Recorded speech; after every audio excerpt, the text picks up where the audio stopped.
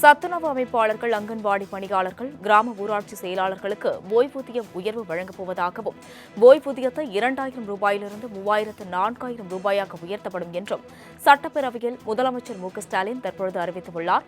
கலைஞரின் கனவு இல்லம் திட்டத்தின் கீழ் மேலும் 1 லட்சம் வீடுகள் கட்டப்படும் என்றும் 3500 கோடி ரூபாய் மதிப்பீட்டில் வீடுகள் கட்டப்படும் என சட்டப்பேரவையில் முதலமைச்சர் மு.க.ஸ்டாலின் தற்பொழுது அறிவிப்பு வெளியிட்டுள்ளதை அண்மை செய்தியாக பார்த்து வருகிறோம்.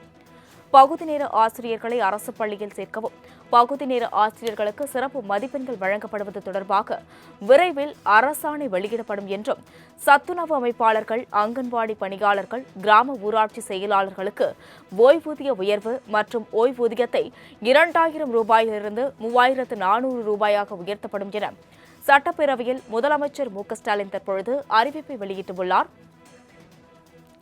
இதுகுறித்தான கூடுதல் விவரங்களை செய்தியாளர் நந்தினி வழங்க கேட்கலாம். நந்தினி, வணக்கம். இதுகுறித்த கூடுதல் விவரங்களை வழங்கலாம். வணக்கம். ஆளுநர் உரை மீதான விவாதத்திற்கு தமிழ்நாடு முதலமைச்சர் சட்டப்பேரவையில் இன்று பதிலுரை வழங்கினார். அப்போது பல்வேறு முக்கிய அறிவிப்புகளை தமிழ்நாடு முதலமைச்சர் வெளியிட்டார். குறிப்பாக கலைஞரின் கனவு இல்லம் திட்டத்தின் கீழ் ஏற்கனவே 2 லட்சம் வீடுகள் உருவாகி இருக்கக்கூடிய நிலையில் மேலும் புதிதாக 3500 கோடி ரூபாய் மதிப்பீட்டில் 1 லட்சம் வீடுகள் கட்டப்படும் என தமிழ்நாடு முதலமைச்சர் அறிவித்தார்.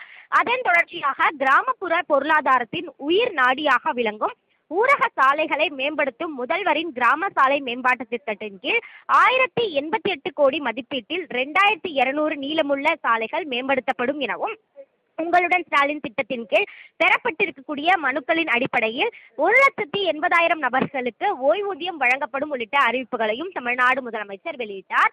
அதன் தொடர்ச்சியாக சத்துணவு அமைப்பாளர்கள், அங்கன்வாடி பணியாளர்கள், கிராம ஊராட்சி செயலாளர்கள் ஓய்வூதியத்தின் 2000 3400 ஆகவும், பணி நிறைவின் போது அவர்களுக்கு வழங்கப்படும் ஒட்டுமொத்த தொகை 1 லட்சத்திலிருந்து 2 லட்சமாகவும் உயர்த்தி வழங்கப்படும் எனவும், அங்கன்வாடி உதவியாளர்கள், சமையல்கள், தூய்மை பணியாளர்களுக்கான சிறப்பு ஓய்வூதியம் 2000 3000 ரூபாயாகவும், பணி நிறைவின் போது அவர்களுக்கு வழங்கப்படும் ஒட்டுமொத்த தொகை 1 லட்சமாகவும் உயர்த்தி வழங்கப்படும் எனவும் அறிவிப்பை வெளியிட்டிருந்தார்.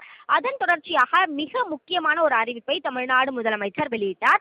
குறிப்பாக பள்ளிகளில் பகுதி நேர ஆசிரியர்களாக பணிபுரிபவர்கள், ஆசிரியர்கள் தங்களுடைய பல்வேறு கோரிக்கைகளை வலியுறுத்தி போராட்டம் நடத்தி கொண்டிருக்கக்கூடிய நிலையில், கோரிக்கைகள் ஆசிரியர்களுக்கான ஊதிய உயர்வு மற்றும் விடுமுறை காலமான மே மாத ஊதியம் ஆகவே ஏற்கனவே அறிவிக்கப்பட்டிருக்கக்கூடிய நிலையில், அடுத்த முக்கிய கோரிக்கையான நிரந்தர பணியை நிலைநிறுத்தும் வகையில் ஒரு அறிவிப்பை தற்போது வெளியிடுவதாக குறிப்பிட்ட முதலமைச்சர், அரசு பள்ளியில் காலியாக இருக்கக்கூடிய நேரத்தில் ஆசிரியர் பணியிடங்கள் பகுதி நேர ஆசிரியர்கள் நியமனம் செய்யப்படுவதற்கான தீர்வுகள் தொடர்பாக பகுதி நேர ஆசிரியர்கள் பணிக்காலத்தை அடிப்படையாக கொண்டு அவர்களுக்கு சிறப்பு மதிப்பெண்கள் வழங்கப்படும் எனவும், இதற்கான ஆணை விரைவில் வழங்கப்படும் எனவும் தமிழ்நாடு முதலமைச்சர் அறிவிப்பு வெளியிட்டிருந்தார். அந்த வகையில்தான் பல்வேறு முக்கிய அறிவிப்பை தமிழ்நாடு முதலமைச்சர் வெளியிட்ட நிலையில்தான் பகுதி நேர ஆசிரியர்கள் அரசு பள்ளியில் உள்ள காலி பணியிடங்களில் பணி நியமனம் செய்ய ஏதுவாக சிறப்பு மதிப்பெண் வழங்கப்படும் எனவும், அதற்கான ஆணை விரைவில் வெளியிடப்படும் எனவும் தமிழ்நாடு முதலமைச்சர் அறிவித்துள்ளது குறிப்பிடத்தக்கது.